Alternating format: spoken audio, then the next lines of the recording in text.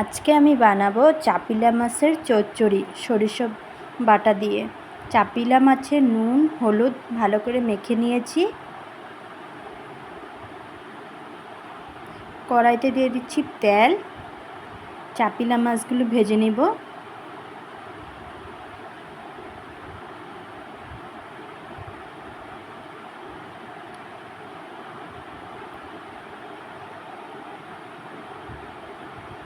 উল্টিয়ে দিচ্ছি। চাপিলা মাছ আমার ভাজা হয়ে গেছে, নামিয়ে নিচ্ছি।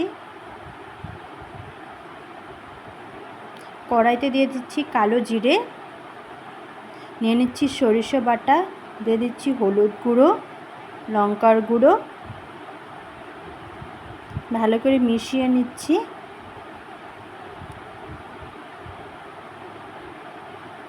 কড়াইতে দিচ্ছি সরিষা বাটা, লঙ্কার গুঁড়ো, হলুদ গুঁড়ো,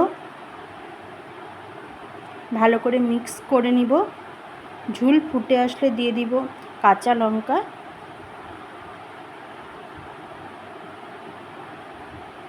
দিয়ে দিচ্ছি ভাজা চাপিলা মাছ, ভালো করে ফুটিয়ে নিব।